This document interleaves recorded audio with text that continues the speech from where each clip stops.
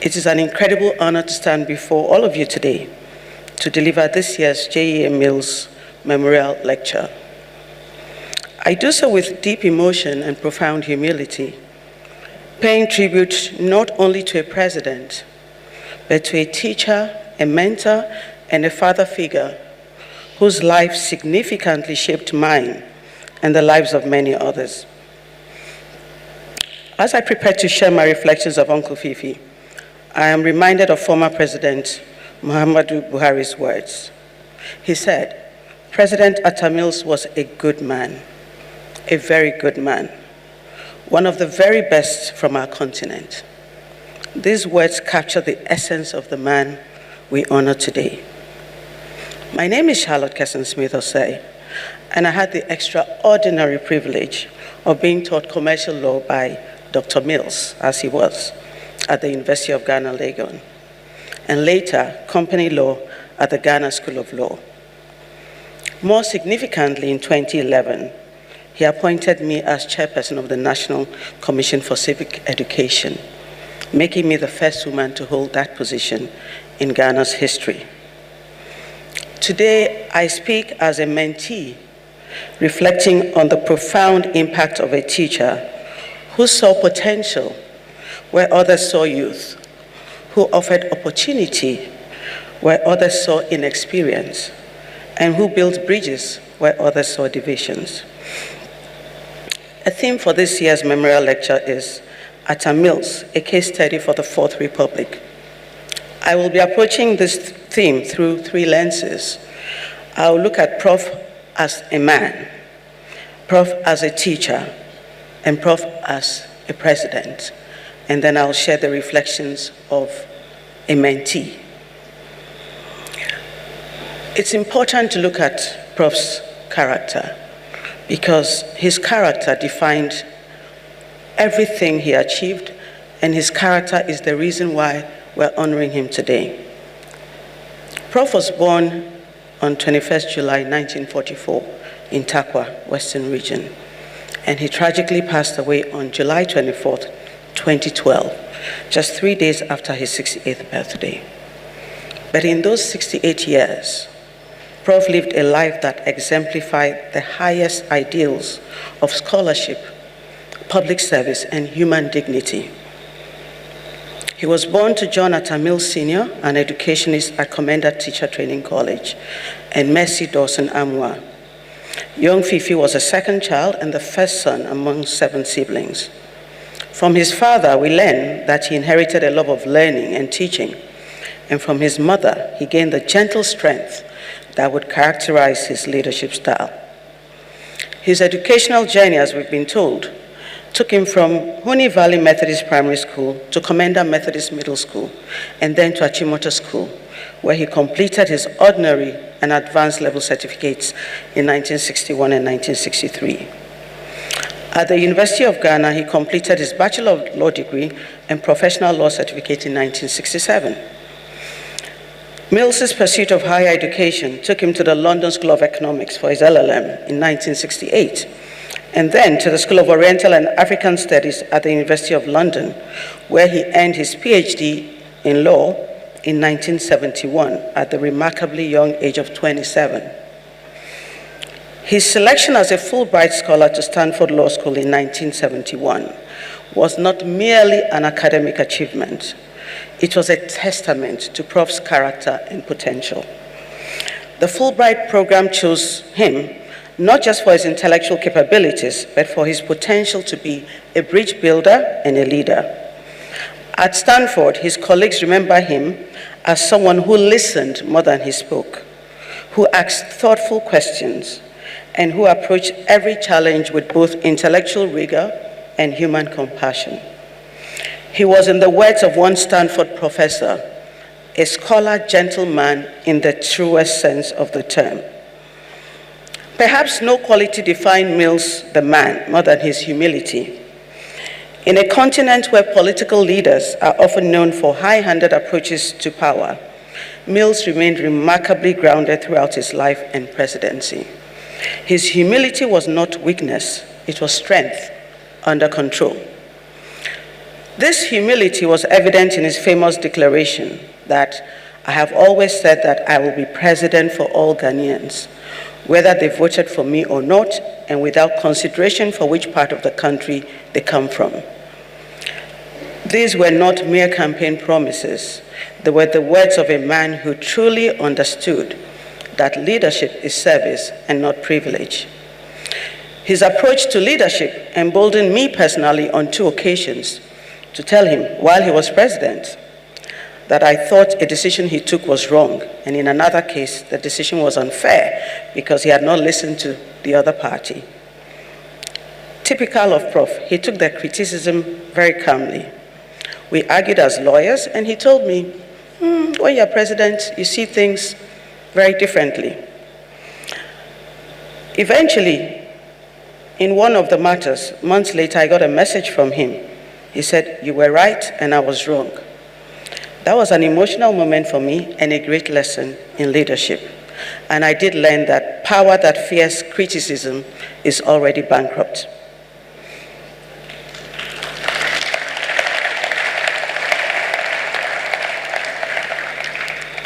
In an era when political integrity often seemed like an oxymoron, Mills stood as a beacon of moral leadership. His integrity was not situational, it was absolute.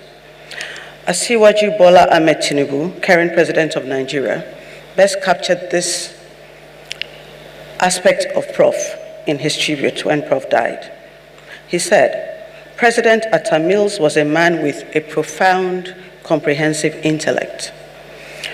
Unlike many individuals whose public courage as a politician diverges negatively from their private persona, the private and public morals and practices of this man were undifferentiated.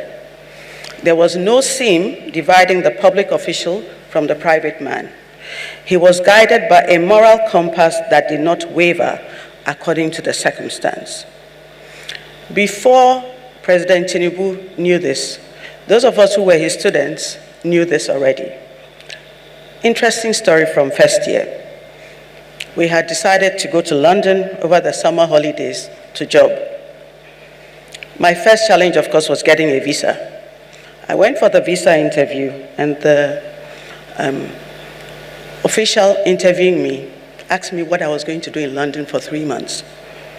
I told him I was going to see the sights. And he said, you're a law student? I said, yes. He said, okay. Can I advise you? I said, sure. He said, before you become a lawyer, make sure you become a better liar. I said, thank you. I got my visa, and with my roommates, we went off to London to job. Then the university reopened, and we were late. I managed to get into Ghana before my 2 roommates, and I managed to get myself registered for 2nd year. My 2 roommates came back, and they were told by the dean that they had been deferred for 1 year. One of my roommates, Irama, was actually a niece of Professor Mills, who was vice dean. So we figured, go to Prof's home, go and plead, and of course, if Prof makes a case for Irama, it means everybody else can sneak through. So Irama goes to Mills's house that evening and comes back to our room, very, very angry. We said, what did Prof say? Oh, Prof said, it's only 1 year. It doesn't matter. You can study French or computer during that 1 year. So at that point, everybody else knew that there was no hope. Irama spent the year studying French. So we knew that his approach to corruption was uncompromising. So when he said, I would not spare any government official, be it past or present, who would be found guilty of embezzling state funds, it was not political rhetoric. It was a moral conviction that guided his administration. Prof was also fundamentally a man of peace. This was not passive pacifism, but active peacemaking. He understood that peace was not merely the absence of conflict, but the presence of justice, understanding, and mutual respect. His philosophy of peace was captured in his words: "We are going to ensure that there is peace before, during, and after the election. Because when there is no peace, it's not the elites who will suffer. It's the ordinary people who have elected us into office." When we were students, Prof told my class, this was a peacemaker, that as far as possible, we should make sure we are not the reason for anyone losing their job. Many of my classmates remember this caution. We can't remember what we were talking about. Later in my public life, trying to be the good mentee, I applied this advice to my own significant harm. But the good thing was, Prof was right. There was peace because I took the path of peace. So, peaceful Prof still wins the day. But there's also another story one of the students told me that showed me that although it was good that Prof was peaceful, Prof would have been a very poor litigation lawyer. So, Commonwealth boys went on a protest and misbehaved very badly. In their words, they disciplined a particular student. So the head of their JCR was in trouble. And the student who had been disciplined was a relative of Prof Mills and went to hire Prof as his lawyer. Prof calls the dean of students and says he wants to see the Commonwealth president and ask him that, were you people went to do ABC? And he said, yes. Prof said, let me advise you. Go quickly to the student who was disciplined and go and beg and make peace. Because I know it was a prank that went too far, but if it goes to court, you guys can be in a lot of trouble. The guy quickly sneaked there. He didn't even tell Prof that he was also the chief choir master. And he went and he apologized and made peace, and that's how the matter died. So most litigation lawyers would know that this is not the path to making money, but that was Prof. But Prof's character was also shaped by his love of sports and by his being a family man and a Christian. He loved sports. Everyone knew this, particularly hockey. He played for the Ghana national hockey team, and he learned valuable lessons about teamwork, discipline, and fair play. The values from the hockey field, working together toward common goals, respecting teammates and opponents, understanding that individual success means nothing without team success, would later inform his political leadership. Most of my law school colleagues would recall male students gathered around Prof after lectures. They were not discussing law or tax. They were discussing football. That was the measure of the man. Behind the public figure was a devoted family man, married to Ernestina Nadu Mills, with son Kofi Sam, and many siblings and extended family. His approach to family life reflected the same values that guided his public service: love, respect, commitment, and sacrifice. Mills's character was deeply rooted in his Christian faith as a Methodist. His belief in divine providence gave him strength to persevere through political defeats and personal challenges. He genuinely believed that his talents and opportunities were gifts to be used in service of others and not privileges to be enjoyed for personal benefit. The character of John Atta Mills, the man, created the foundation for everything he would accomplish as a teacher and as a president. His humility made him approachable. His integrity earned him trust across divides. His commitment to peace created stability for progress, and his love of learning inspired others to pursue excellence. For most Ghanaians lawyers of my generations, we knew Mills more as a teacher. We are very glad that when Professor Mills returned to Ghana after Stanford Law School, he chose the path of academia and did not pursue more lucrative opportunities in private practice or international organizations. Mill's first formal teaching assignment was as a lecturer at the Faculty of Law at the University of Ghana, Legon. And he would spend the next 25 years in this role, rising to Associate Prof in 1992. But the real measure of Mills, the teacher, lies not in his academic achievements or the many papers that he authored, though they were considerable. But the real measure was the impact he had on the minds and hearts and lives of his students. Mills taught us that reputation built in silence lasts longer than applause. For Prof, the classroom was more than a venue for transmitting information. It was a sacred space where minds were opened, characters were formed, and futures were shaped. Students who attended his law classes remember a professor who demanded excellence, but provided the support necessary to achieve it. He had very high expectations, and his marks were usually very low. But he also had high investment in our success. Mills understood that teaching law was not just about imparting legal knowledge, it was about developing legal minds. He taught his students not just what to think, but how to think. He emphasized critical analysis, logical reasoning, and ethical reflection. He wanted his students to understand not just the letter of the law, but its spirit and its purpose. He saw law as a tool for addressing social justice or for enabling social justice and national development. He did not see legal education as merely professional training, but as preparation for service to society.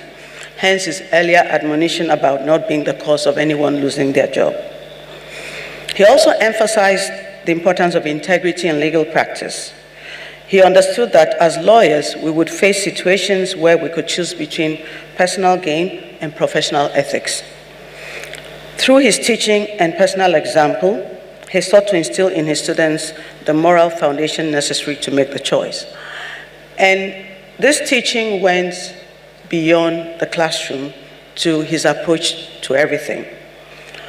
Honorable Nana Oye and her friends were living on campus, and Mills was teaching at the law school.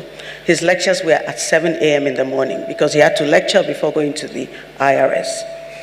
And he started giving a group of them lifts to Makola. So when there were 2, it was fine. But as word spread, they became 3, and then 4, and then 5. So now, Prof decided that when he gets there, he's not going to decide who gets into his car. The first ones to arrive get the lift. And that was Prof. Always fair, even in the little decisions. While he was an excellent classroom teacher, his greatest impact as an educator came through his mentorship relationships with individual students. Prof had an extraordinary ability to identify potential in young people and to nurture that potential through guidance, encouragement, and opportunity. As one of his students in both commercial law and company law, I experienced firsthand the transformative power of Prof's mentorship. Prof saw something in me that I had not yet seen in myself. He challenged me to think more deeply, to write more clearly, and to aspire more boldly. But more than that, Prof believed in me at a time when I was still learning to believe in myself. Mills was particularly committed to mentoring young women in law, recognizing the barriers we faced and the potential it represented. Lady Julia Osei and myself were 2 young women who probably would not have been able to obtain our Master of Laws degrees without the support of Prof. Mills. He was a constant referee on every young student applicant for graduate work. Through Prof's support, one of my classmates ended up at Prof's alma mater, the London School of Economics, for his LLM. And Prof helped him to get his first job at the Ghana Stock Exchange when he came back home. And for all the students, Prof did not have to know where we came from, who our parents were, he just helped. Prof was always accessible to his students. When I was at Queen's University in Canada, I worked in the library. And one time they were throwing away all the books where they had additional copies. So I asked them, what were they going to do with the books? They said they were going to be trashed. And I said, oh, could I have them for the law faculty? And they said, yes. So I ended up with 48 boxes of books in my apartment. Now, I didn't know how these books were going to get to Ghana. Every week, my landlord would come and look at the boxes and ask me when the boxes were moving. Eventually, I think Prof was at the IRS at the time. I managed to get a message to Prof that I was about to be kicked out of my apartment with 48 boxes of law books. Prof immediately called the High Commissioner. They sent a van and they picked these 48 boxes of books before my landlord kicked me and the books onto the streets of Kingston, Ontario. That was Prof, always accessible.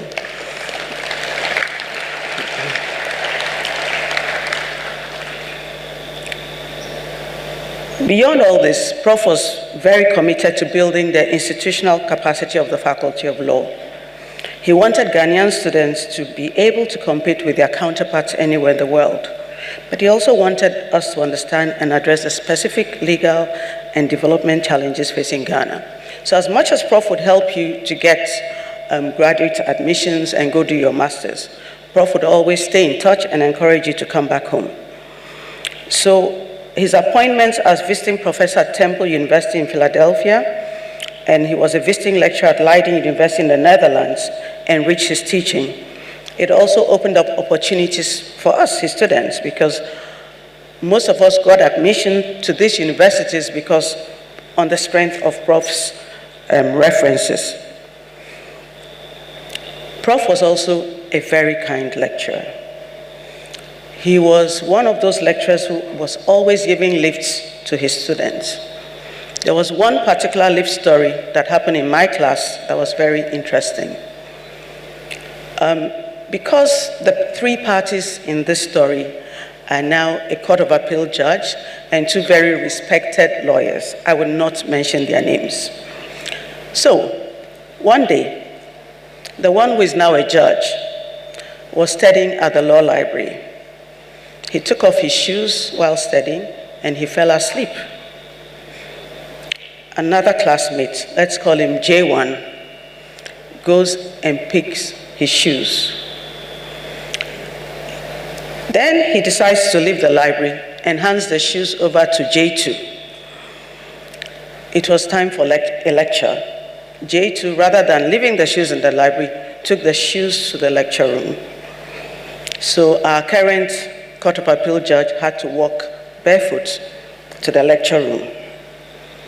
So he gets to the lecture room, livid, and sees his shoes with J2, and asked J2 how he got his shoes. J2 said, hey, non est factum, not my deed. It was J1 who gave me the shoes. At this time, J1 is sitting in a corner of the lecture room. He knows he's in trouble. And the victim is making signals to show him that he'll get a good beating after class. So class ends, and victim goes to hide by the School of Communication Studies. There were some bushes there, waiting for J1 to come and receive the beating of his life. This would probably have ended up with at least two of them expelled from the law faculty. So J1 is hiding at the law faculty, unable to go back to the hostel.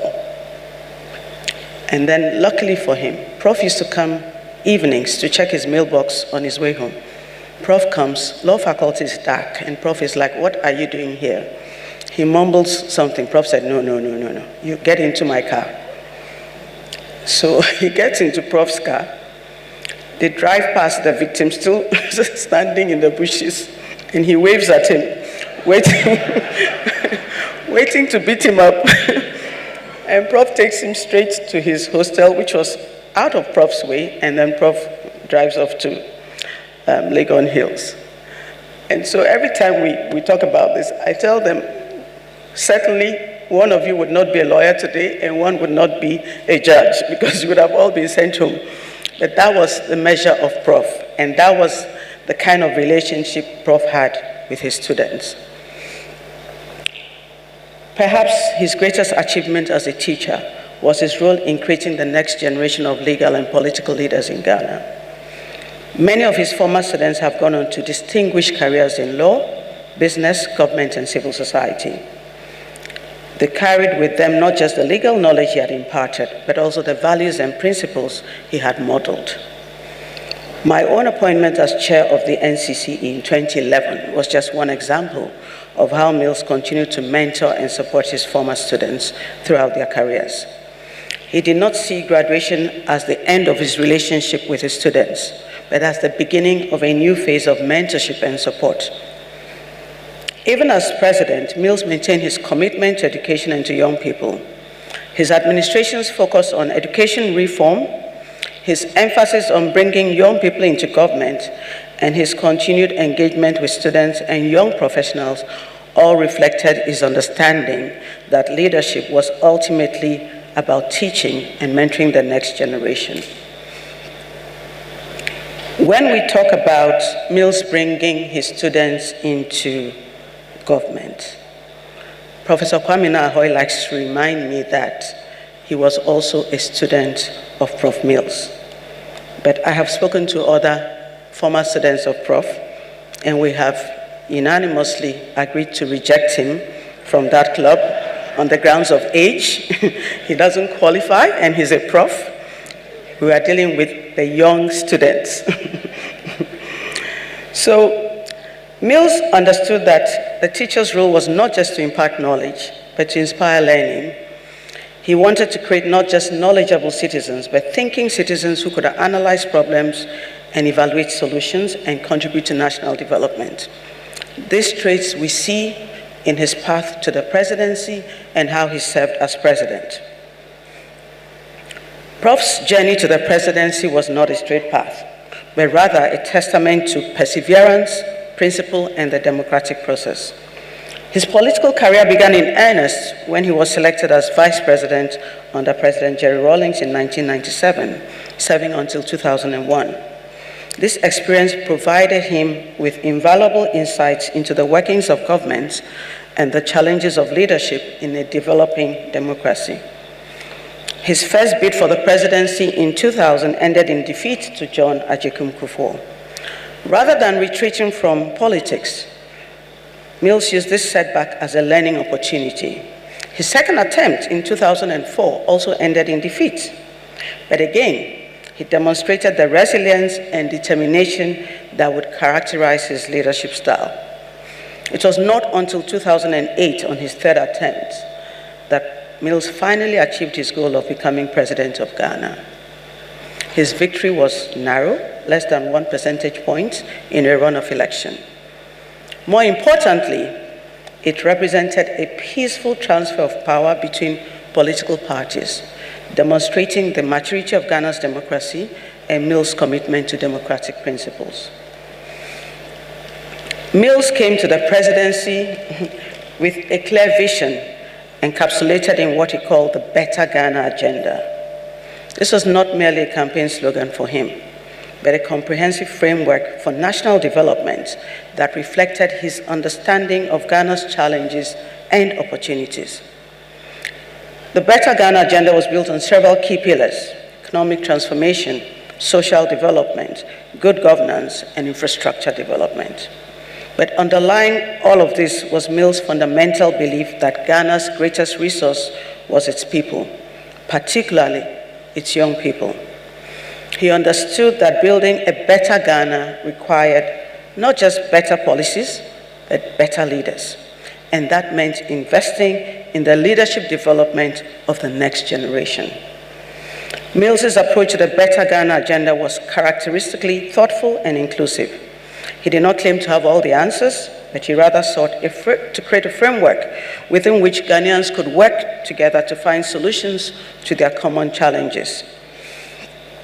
Perhaps no aspect of Mills's presidency was more revolutionary than his deliberate decision to make his administration what was proudly called a government of the youth and women. This was not tokenism or political calculation, but a fundamental reimagining of what government could and should look like. Mills understood that Ghana's future belonged to its young people, and he believed that they should have a voice in shaping that future. He also recognized that women represented an underutilized resource in Ghana's development, and he was determined to change that. Among the young people Mills brought into his administration were individuals like Atta, Haruna Idrisu, Dr. Manibu Amwa, Felix Ofosu-Kwakye, Samuel Kujetu Ablakwa, oh, and of course, one of his other students, Professor Kwame Nahoy. Bringing all these young people into public service and politics was not accidental. He deliberately and very intentionally tasked people, including Professor Ho himself, to find student leaders at universities and other smart young people and bring them into governance. He did not just appoint young people, he appointed qualified young people, and then he gave them the support and authority necessary to succeed. He understood that youth empowerment was not about lowering the standards, but about creating opportunities for excellence. Although he selected me to chair the NCC, it was not without several interviews, which he presented as conversations to establish my competence, my vision for the institution, and also that I was not a card-bearing member of any party before he finalized the appointment. The impact of Mills's youth appointments extended far beyond the individuals directly involved. These appointments sent a powerful message to young Ghanaians that their government valued their contributions and believed in their potential. They created role models and inspiration for countless young people who saw that public service was not just for the old and established, but for anyone with the qualifications, commitment, and vision to serve. And where you did not have the vision to serve, like in my case, he found a way to inject that vision into you.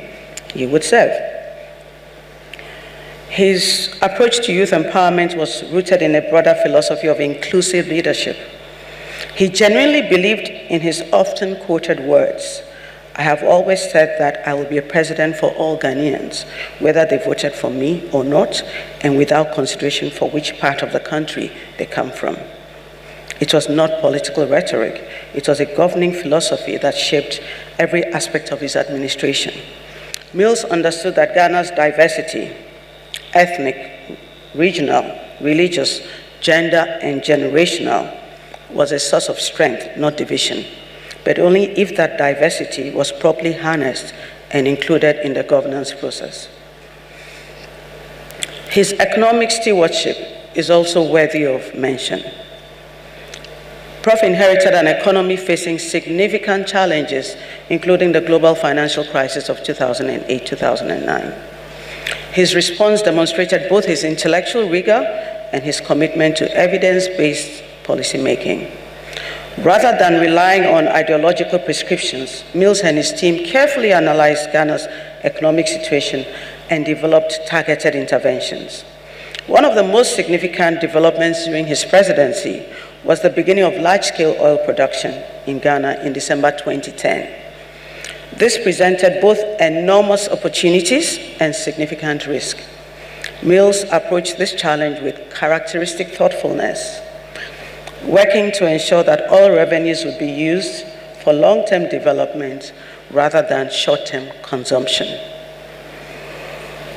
Mills' presidency played a crucial role in consolidating Ghana's democracy. His commitment to democratic principles was evident in his respect for the rule of law and his tolerance of dissent and criticism.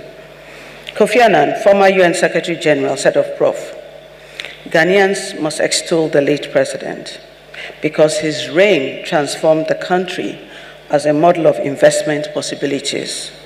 It cemented political stability, and while presiding over Ghana's first production of oil, he accelerated economic growth for the benefit of this fine West African country." Mills's presidency also marked Ghana's emergence as a respected voice in international affairs. His approach to foreign policy was rooted in his understanding of Ghana's role as a beacon of democracy and stability in Africa. He sought to use Ghana's influence to promote peace, democracy, and development throughout the continent. The President's international engagements reflected his intellectual approach to leadership. He was comfortable discussing complex policy issues with world leaders, bringing to these discussions a deep understanding of both African realities and global trends. How did I know all this? Oh, at some point, early in his presidency, I received a call. A gentleman called Ambassador Baita said he had been sent by the President to come and see me. I was like, okay. Ambassador Baita comes, and first thing he says, "Are you related to Prof?" "No." "How do you know Prof?" "I was his student." He said, "Okay. Prof says I should inform you that he wants you to start writing his speeches." Okay. He now says, "I want to see samples of your writing." So I gave him samples of my writing. I think they did their background check, and then he now calls me and he says, "Mr. Bebaku Mensah wants to see me." So I go to the castle to see Uncle Bebs, and he tells me how they will engage. Like, these are the terms when we need a lecture, a speech, we will call you, you write, what do you need to do it? And I said I was fine, I didn't need anything. So that's how I started writing Prof speeches under the supervision of Honorable Kofi Totobi Kwachi. So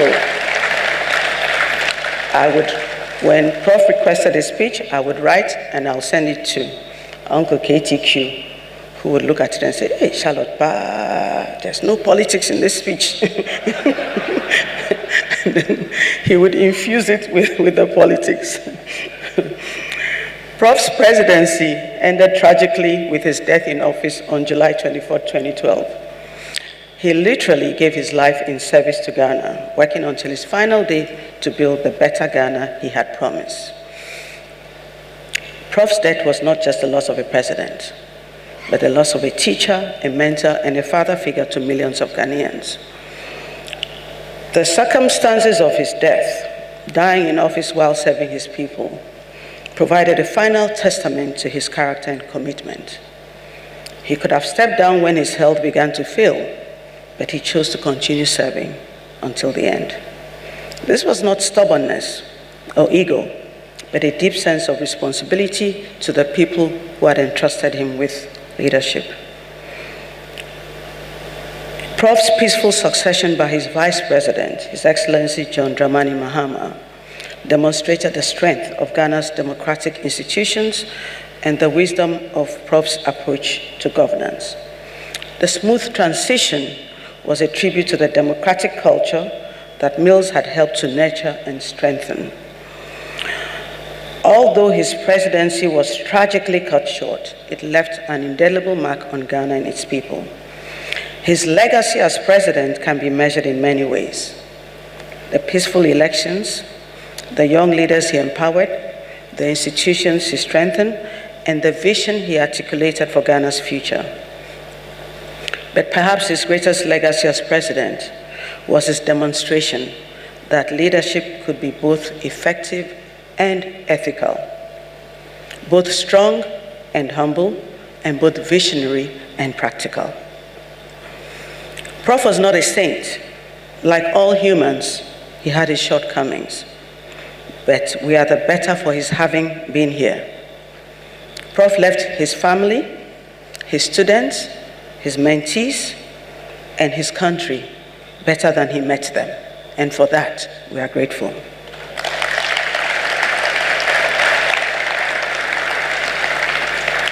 On the life and legacy of Professor John Evans Atta Mills, I am acutely aware that I speak not just as an observer of history, but as a participant in it. My relationship with Prof. Mills spanned multiple phases of both our lives, from my days as a student to speechwriter to my appointment as chairperson of the National Commission for Civic Education, and to the ongoing influence of his teachings on my life and work.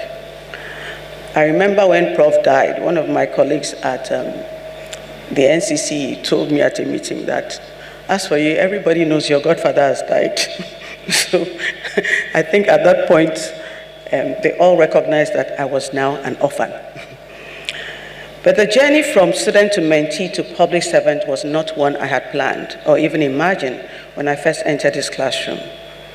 But Prof saw something in me that I had not yet seen in myself. This was his gift, the ability to recognize potential and to nurture it with patience, wisdom, and unwavering support. What made Prof Mills such an effective mentor was his ability to balance guidance with independence.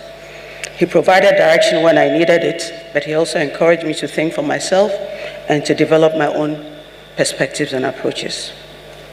His mentorship was characterized by several key qualities. His accessibility. Despite his busy schedule and growing responsibilities, Prof always made time for his students and mentees. Even as vice president, I remember being at a funeral where Prof saw me and sent someone to drag me over to inquire why I had not come to see him at the castle. Many of my colleagues received similar messages, and we used to ask ourselves whether Prof really knew how hard it was to get into the castle. But he will send those messages. Authenticity. Prof was very genuine in his interactions with his mentees. He did not put on airs or try to impress us with his knowledge or position. He was simply himself, wise, caring, and committed to our success. Prof understood that growth and development take time. He was patient with our mistakes and supportive of our efforts to learn and improve. While supportive, he was not permissive. He was very firm. But he challenged us to think more deeply, to work harder, and to aspire higher. And then he created opportunities for his mentees. He opened doors that might otherwise have remained closed, and he provided platforms for us to demonstrate our capabilities. When Prof offered me the position of chair of the NCC, I was both honored and terrified. There was no excuse I did not come up with in my attempt to decline the role. And Prof's only response was, if we all don't do it, what will become of Ghana? If I think back, even before that, I had inherited Prof's commercial law class at the University of Ghana. That was my first experience as a part-time lecturer. A class of course, nobody told me the class was 300 at the time they were sending me there. But again, I was terrified, but I was not given a choice. I was dropped in the water and I had to swim. But serving under Prof Mills provided me with invaluable lessons in leadership that no textbook or classroom could have taught me. I observed firsthand how he approached complex problems, how he built consensus among diverse stakeholders, and how he maintained his principles while navigating political realities. Prof held many positions of power, which he could have abused for personal gain, or which could have changed how he related with and engaged people. This didn't happen. As a lecturer, Prof was very kind, but very firm and principled. As a tax commissioner, he was the same, focused and firm, but gentle. As president, he was the same, open and engaging. Prof wore the trappings of office very uneasily. The positions never changed Prof. They were essentially vehicles of service. Prof was an exceptional listener who genuinely sought to understand different perspectives before making decisions. He created space for others to share their views, and he would consider their views seriously, even when they differed from his own initial thinking, before he would take a decision. Prof rarely made impulsive decisions or reacted emotionally to challenges. Instead, he gathered information, consulted widely, considered options carefully, and then he would act decisively. President Mills never asked his team to do anything that he would not do himself, and he never compromised his principles for political expediency. He understood that trust was a foundation of effective leadership. And despite holding the highest office in the land, he remained approachable and down to earth. He treated everyone with respect, regardless of their position or status. He was quick to give credit to others and slow to claim credit for himself. And for those who got the opportunity to visit Prof in his private quarters in the castle, you knew that if Prof offered you a drink and you said you wanted a drink, Prof would go open the fridge himself and come and serve you. And then you'll be holding the can of Coke and wondering whether you should drink it or you should just take it home with you. But that was Prof. Even after Prof's death in 2012, his influence on my life and work has continued. The lessons he taught me, the values he instilled in me, and the vision he shared with me continue to guide my decisions and actions. Before I end this lecture, I would like to recount my last meeting with Prof. This was a couple of months before he passed on. With the help of Colonel Atta and Colonel Lawson, I had managed to sneak past Mr. Martin Newman and Mr. Bebaku Mensah, the two tigers at the door. So I used to deal through Colonel Atta and Colonel Lawson and get in there and make my request, and then Prof would call Mr. Newman and he would wonder, how did you get in here? So anyway, I'd gone to see Prof to fight for some additional resources for the NCC election year activities. I met Prof in a very sad mood. He was not happy. He talked to me about very vicious media attacks, some from people who knew him better. And I said, oh, Prof, but you shouldn't be listening to the media or reading this stuff. And you need to detach completely. I then added that they would only appreciate you when you're gone. I meant after his tenure. I had no way of knowing that would be my last physical meeting with Prof. After Prof's death, I was put on the funeral committee, and I was part of those working on publications, compiling all his tributes from the many diverse sources into the tribute book and editing them. What struck me was the most beautiful tributes Prof received, submitted by some of the very same people we had discussed attacking him in the media shortly before he died. And I learned a huge lesson. To serve well in public service, you must do right by God, by conscience, and by the law. You must be ready to suffer the attacks of people from the lenses of current affairs. But you must be certain in the knowledge that history will always vindicate the just. I held these lessons closely in my time.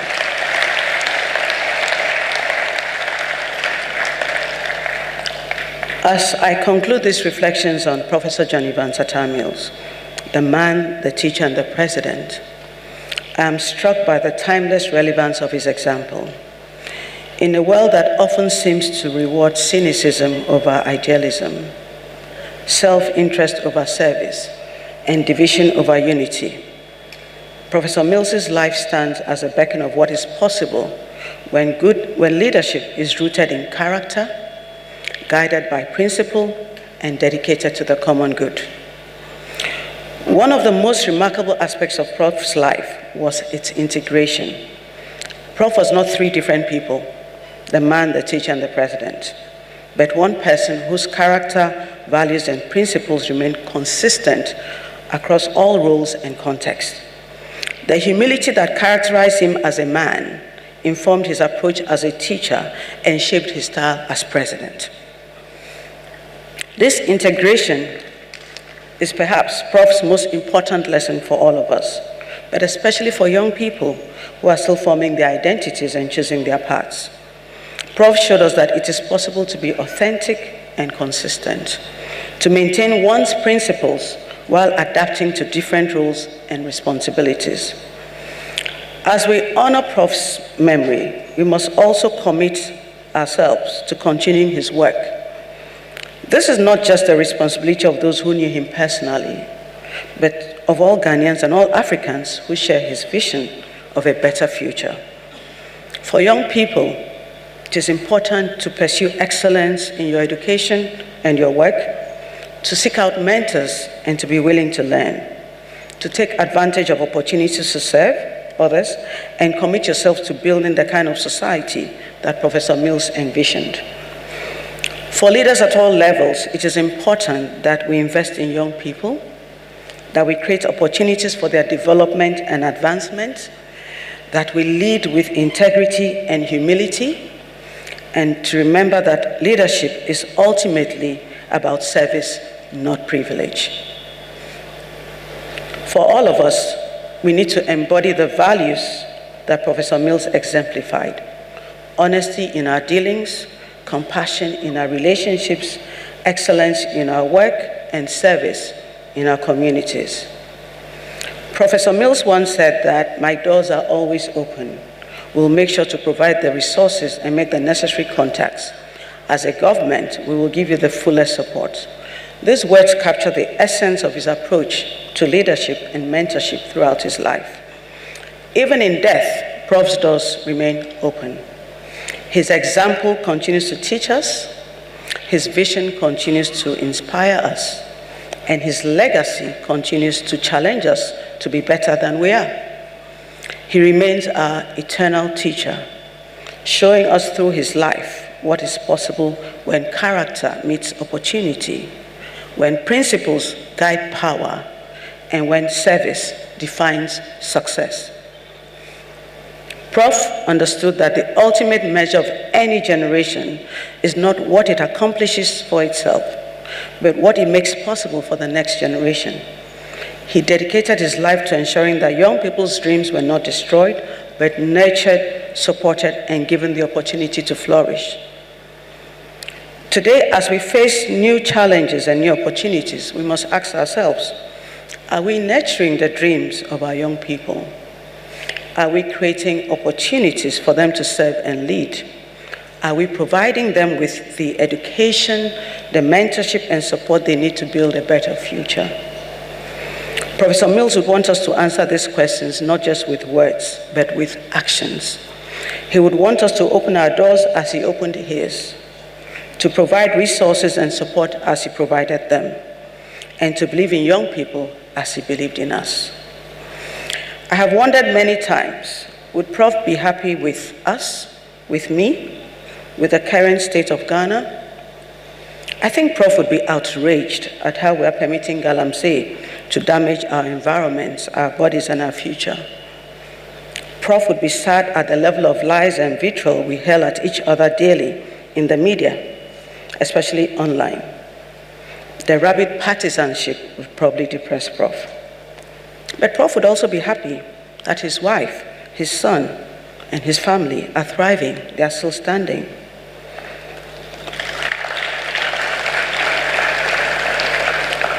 Prof would be pleased that many of his students and mentees are leading lights in business, in the executive, the legislature, and the judiciary. I think Prof would be happy that his political party, the National Democratic Congress, that he made so many sacrifices for, is back in power.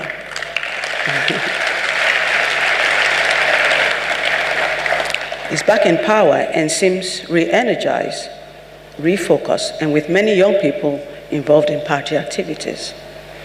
Prof would be particularly elated that we have a first female vice president.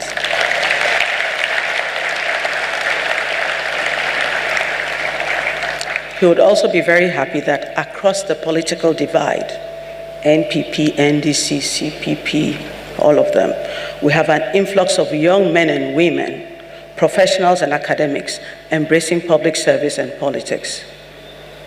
He would be happy that in spite of the rabid partisanship, our citizens are still engaged and not passive, and our democracy is still growing. Finally, Prof would be happy that other than a few pockets of unrest, Ghana is generally peaceful. Since his departure, there have been two very peaceful and uncontested changes of power democratically in 2016 and 2024. He would be happy that the leading losing candidates in both elections considered beautifully and put the nation ahead of self.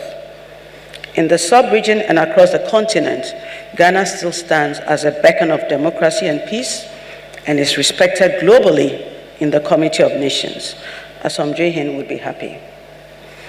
I end by expressing my immense gratitude to the J.A. Mills Memorial Heritage, who for the past 13 years have organized this annual lecture in honor of a truly great soul and for giving me the honor of a lifetime by selecting me as a keynote speaker for today. May we all be worthy of Prof's trust. May we be faithful to his example, and may we be tireless in continuing the work that Prof started. May the memory of Professor John Evans Atta Mills forever be a blessing and a call to service. Thank you.